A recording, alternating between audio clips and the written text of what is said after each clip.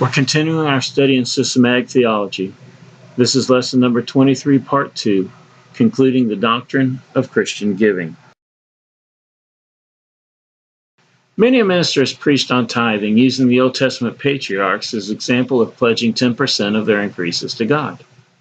They do this while reminding us we should be doing this in a cheerful attitude and for the right reason. I've heard, and hopefully this is just an old wives' tale, of a church needing a certain amount of money for fundraising, and then passing the collection plates around and around and around until they finally reach that goal. If this is true, this is a despicable action. And we can see how something like that could cause members to quit going to church. Collections have always been voluntary, and that's the way they're meant to be, because only then can one cheerfully give and expect to be blessed in the same way that God wants to bless us. If you're dropping a $10 bill into a plate to get the minister to shut up, that's not going to be blessed like it would if you gave it because you wanted to. Then when that minister shuts up, you have your reward. In the last part, we covered that the rich aren't to be high-minded, that the blessing of having money should not make one arrogant. We've seen the congregations of a New Testament church who can financially help out a needy New Testament church should do so whenever possible. We've learned that the poor member should receive help when possible by the churches they attend. Emphasis on whenever possible. The concept of tithing is Old Testament, and it included much more than just basing the tithe on your paycheck. Finally, we covered that when you freely give, you will be blessed in greater abundance than your gift. And now we'll continue with the conclusion to the doctrine of Christian giving. Question 7. Who receives the greater blessing of a gift? When I was young, it always seemed like Christmas would take forever to get here. I did learn as I got older that it got here faster and faster. But the longest year I ever experienced was 1969, because just a few days after Christmas 1968, I knew what I wanted for Christmas the next year. And to get it, I knew the rules, at least the rules in our family. I had to be good, and I could not tell anybody about this gift. And it would be a wonderful present. Something I constantly imagined getting, using, and being the envy of those who were not me. I didn't know if I could share it or not because I didn't know how the upkeep on it worked, but everyone would hope that I did share it. So I sat on this secret for what seemed like the longest year ever, never telling anyone, which is quite an accomplishment for a 7-year-old. But that was the rule, and for this present, it was worth the effort to keep the rule. Finally, December was here, and my dad asked me what I wanted for Christmas. I knew I'd follow the rules given to me. So with a big smile and all the confidence in the world, I told him, "Daddy, I want an icy machine." My dad then proceeded to crush my dreams. "I can't get that for you." "But Daddy, I followed the rules." He then gently, lovingly, and tactfully as he could, explained the reasons this was not going to happen. I ended up getting a football and a Boy Scout knife that year, and although disappointed, I survived without being scarred for life. At that age, it was all about the getting of the gift. A few years later, we were expected to start buying gifts for others. Getting for others up to that point was Mom and Dad buying stuff and putting our names on it. Once it was our money we were spending, we found that it was easier giving something to someone we liked, but we had been taught to be fair. We also learned it was fun watching someone open a gift we had given them just to watch their expression. And yes, it meant more when you worked to earn the money for their gift. We were learning that it was fun to give. As we got older and as families expanded and our roles in the family shifted, we looked at the Christmas presents differently. As an adult, I no longer care about the receiving part of the presents, but we all delight in watching the younger ones rip through all the effort we spend wrapping a present just so they can see what's inside. Their joy is so genuine and infectious that the feeling of giving outshines the feeling of receiving every time. And this feeling is about any gift, not just Christmas. Who receives a greater blessing of a gift? Acts 20:35. I have shewed you all things, how that so laboring ye ought to support the weak, and to remember the words of the Lord Jesus, how he said, "It is more blessed to give than to receive." Question 8. With what attitude should we give? Collections are voluntary. If they are commanded, our attitude toward them wouldn't matter. We'd just be obeying a commandment. Many ministries might frown at this attitude concerning collections, but remember Paul's wording in his first epistle to the church at Corinth. 1 Corinthians chapter 16 and verse 2, Upon the first day of the week, let every one of you lay by him in store as God has prospered him, that there be no gatherings when I come. The Greek word, or let, used here is the word tithemi. The word tithemi is passive, not like the Greek word histemi, the active form. Where the collection's a commandment, the active word, histemi, would have been used. God wishes all collections to be given because we wish to give, not because we are forced to. Giving to God should not produce the same effect as paying the power bill. And by that I mean it isn't set to be thought of as a necessary evil made essential by some unfeeling bunch of committees who want nothing better to do than to separate us from our money. If we believe in what we're doing as we offer our collections, and if we believe our collections are aiding the advancement of God's Great Commission, then we should be happy to be part of this. Our collections tie us into the mission work that the local New Testament church is part of, and we will be greatly rewarded for this. With what attitude should we give? 2 Corinthians chapter 9, beginning of verse 6. But this I say, he which soweth sparingly shall reap also sparingly, and he which soweth bountifully shall reap also bountifully.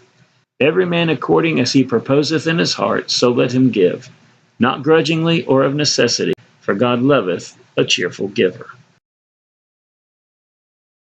Question 9. What promise is made to the generous soul? We cannot outgive God. In both Malachi 3:10 and Luke 6:38, we see that when we give, we receive more than what we contribute.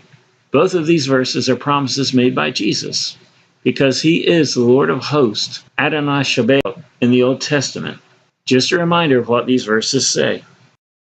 Malachi 3:10, bring ye all the tithes into the storehouse, that there may be meat in mine house, and prove me not herewith, saith the Lord of hosts, if I will not open you the windows of heaven, and pour you out a blessing, that there shall not be room enough to receive it.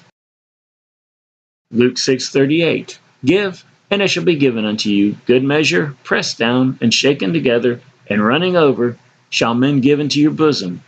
For with the same measure that ye mete withal, it shall be measured to you again. Both of these verses show that the more generous you are, the more you will be blessed. He who has the cattle of 1,000 hills and enough gold that he paves his roads with it, has promised that you cannot outgive him. As both promises are made by the commander of God's army, Jesus, look to the phrase, prove me, recorded in Malachi. The Hebrew word here is bakan, and its meanings include to examine, to test, to prove, or to place on trial. None of these definitions express any fear of being proven wrong. Not only does God want us to be cheerful givers, but he wants us to know that when we give, he will take care of us in return, not just in heaven, but here on earth as well. What promise is made to the generous soul? Proverbs 11:25, the barakah soul shall be made fat, and he that watereth shall be watered also himself. The word barakah here is translated as liberal. Unfortunately, that word's kind of been hijacked and has a different meaning now. The liberal soul, or the generous soul, shall be made fat. Question 10. Who is the most generous giver? There are many different views of God's behavior out there. Some see the God of the Old Testament as different from the God of the New Testament. One is viewed as being vindictive, judgmental, and quick to punish, while the other is seen as more loving, compassionate, and forgiving. There's even someone who claims to be a Baptist preacher that's teaching this now. He is a shame to us. But the God of the Old Testament is the same God as the God of the New Testament. Somehow, though, many still picture God the same way that Muslims picture the God they refer to as Allah, as distant, dispassionate, and more an observer than an interactor with us. They say this because of all the bad in the world, and they'll say that the loving God would not allow this to happen. So let's first see why this occurs. Everyone wants to know why there's so much bad in the world? Here's your answer. This is a combination of free will and the three laws of the harvest. Free will is easy to explain. God is not withdrawn, but he allows us to make our decisions without his interference. And this right that we have has a caveat. And that caveat are the three laws of the harvest. If I have a handful of wheat seed, I can walk out in the field and put it down, and I know eventually I'm going to have wheat. This is the first law of the harvest. You reap what you sow. However, if I get up the next morning and I walk out and I look out in the field, I'm not going to find any wheat. That's because of the second law of the harvest. You reap later than you sow. Sometimes this delay in reaping gives us a false idea that God is accepting of what we do when we know it's wrong. And because of that, we continue to reap and we continue to reap. And then the third law of the harvest kicks in. And this is the one that cripples us the most sometimes. You reap greater than you sow. So many sow tares and they cannot understand why they don't reap wheat. Some knowingly sow tares and they pray for crop failure. Then when all this is said and done, they want to blame God for what has happened to them instead of looking in the mirror or around them at what they, as well as their friends and acquaintances, are sowing. Because sometimes some of your seed ends up in your acquaintances and friends' fields, and their seed ends up in yours as well. You need to be careful who you hang out with. All this gives people a wrong view of God when they think like this. God made sin possible by giving us a free will. Without free will, we would blindly obey without choice. Free will isn't a bad thing. God did not make Adam sin, but he permitted it. He allows us to live by the laws of the harvest, but he provides a way of escape from the sowing of tares by revealing how to sow wheat instead. And still, he doesn't force this upon us. He doesn't force salvation upon us either, although he did make it the simplest act in the world to simply believe to avoid eternal damnation. He did this by Jesus leaving his throne, coming here, living a perfect life filled with prophetic proof of who he was, allowing himself to be captured, tried, and executed, then raising himself on the third day. This was the greatest gift anyone could give, allowing your one and only Son to be beaten, spat upon, mocked, shamed, and then to watch him slowly die while he was mocked and screamed at. All this for people who hated him. One wonders who this was tougher on. The Son for all the excruciating pain and agony he went through, or the Father for not wiping out mankind when this all happened. This greatest gift was made possible by the greatest giver of all, because of an even greater love for every person who has ever and will ever live. Who is the most generous giver? James 1:5. If any of you lack wisdom, let him ask of God that giveth to all men liberally, and upbraideth not, and it shall be given him. Question 11. Should there be regular collections in a church? The Hebrews didn't tithe each week because of the complexity of their tithing and of all the goods that are involved. God had set it up in such a way that the Levites, priests, and poor were all taken care of without times of shortfall. There were barns and other ways of storing the surplus, so this was no problem. Some teach that tithing was done once per year. Some say it's more like quarterly. The Bible doesn't seem to spell out the appointed time. Tithes and collections serve different purposes. The first, which we just covered, was to take care of the Levites who received no inheritance except the Lord, that is, tribal land. They lived among the other 12 tribes. Tithing also took care of the priests and the poor. A very small percentage of a tithe was money. Instead, it was a portion of how you were blessed and what you had that increased. So if your goats increased, you didn't tithe the value of the goats, you tithed the goats themselves. New Testament collections were used to help the saints who were persecuted, but the main purpose they served was to finance the Great Commission. And this was strictly money. In the first few chapters of Acts, people didn't give their homes to the church. It's something the Mormons haven't figured out yet. But they did sell their homes or goods and give the money to the church. This money was given, as led by the Spirit, to help fund missionaries and mission work throughout the world.